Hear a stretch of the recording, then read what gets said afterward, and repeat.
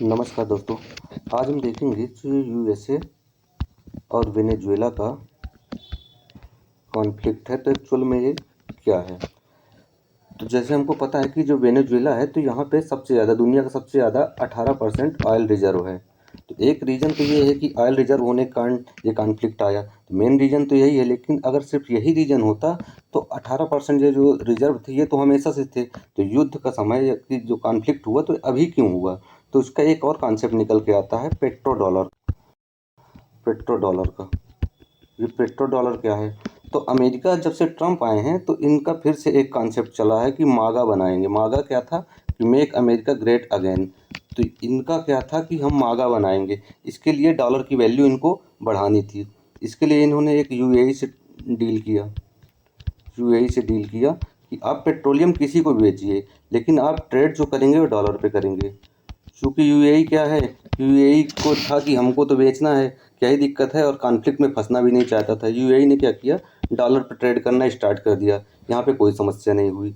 आगे आपने सुना होगा कि सद्दाम हुसैन जो थे, सद्दाम हुसैन उस समय की जो सरकार थी, सद्दाम हुसैन ने बोला कि हम जो डील करेंगे तो हम यूरो पे करेंगे। सद्दाम हुसैन कहाँ के थे, इराक के राष्ट्रपति थे, इराक के। तो इराक में भी जितने भी खाड़ी कंट्री हैं तो सब जगह ऑयल रिजर्व तो है ही। तो इराक के पास भी रिजर्व थे। इन्होंने बोला कि हम यूरो पे ट्रेड करेंगे। जब यूरो पे ट्रेड करोगे तो कहीं ना कहीं डॉलर की वैल्यू नीचे आएगी, नहीं तो डॉलर की वैल्यूएशन कम होगा। ये बात अमेरिका को कभी पसंद नहीं आई। तो अमेरिका ने क्या किया, इनके खिलाफ आरोप लगाना स्टार्ट कर दिया कि इनके, ये सद्दाम हुसैन के। जब इनके खिलाफ आरोप साबित हुए, इनके देश में ही इनको फांसी दिलवाई और इनका चैप्टर क्लोज करवाया। आगे क्या हुआ कि इराक पे इन्होंने क्या किया कि इराक पे अपने खुद के फेवर की सरकार बनाई और इन्होंने डॉलर पर ट्रेड करना स्टार्ट किया। यहाँ पे चीज़ें सही हुई। आगे इसी तरह लीबिया एक छोटा सा देश था अफ्रीका का, तो उसने बोला कि हम क्या करेंगे कि हम गोल्ड पे ट्रेड करेंगे। यहाँ के शासक थे एक गद्दाफी करके, अनावर गद्दाफी। तो उन्होंने बोला हम गोल्ड पे ट्रेड करेंगे। ये बात फिर अमेरिका के जो कॉन्सेप्ट है उस पे मैच नहीं करी। तो अमेरिका ने क्या किया, अब यहाँ पे भी इनके खिलाफ भी कार्रवाई करवाई और लीबिया को लगभग ध्वस्त ही कर दिया। अब यही केस आता है वेनेजुएला पे, जो वर्तमान में इशू है। तो वेनेजुएला का यही केस आता है। वेनेजुएला ने क्या बोला कि हमसे अगर चाइना ट्रेड करता है, चाइना ऑयल लेता है, तो हम चाइना को उसकी करेंसी युआन पे करेंगे। अगर हमसे रसिया ट्रेड करता है तो हम उसको रूबल पे करेंगे। सपोज दैट इंडिया लेता है अगर ऑयल हमसे, तो हम क्या करेंगे, इसको इंडियन रुपीज पे यानी रुपया पे करेंगे ट्रेड इसके साथ। तो ये फिर वही समस्या होगी। अमेरिका का जो कॉन्सेप्ट है इसके हिसाब से हुआ नहीं। अमेरिका ने इस पे बड़े बड़े सैंक्शन लगाने स्टार्ट किए। जब सैंक्शन से बात नहीं बनी तो बात यहाँ तक आई, क्योंकि मेन समस्या हुई कि जो वेनेजुएला है, तो वेनेजुएला ने क्या बोला कि हम ब्रिक्स के मेंबर बनेंगे।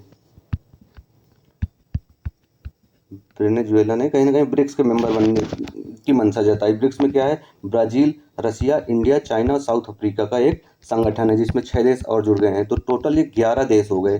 जो ये 11 देश हैं, ये कहीं ना कहीं ऑयल का 40 से 45% कंजम्पशन करते हैं। इनके पास रिजर्व बहुत मात्रा में है नहीं।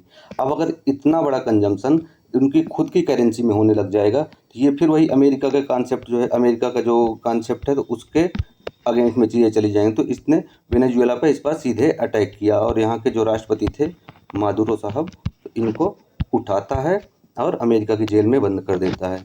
अब आगे क्या होगा, आगे फिर वही कहानी होगी कि यूएसए की फेवर की सरकार बनेगी यहाँ वेनेजुएला में, और ये डॉलर पर ट्रेड करेगी।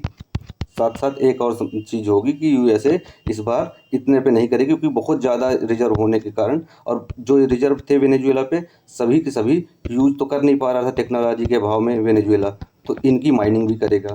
तो इस तरह इसके माइनिंग भी करेगा और पूरे रिजर्व पे इसका कब्जा हो जाएगा। ये कॉन्सेप्ट चलेगा। धन्यवाद।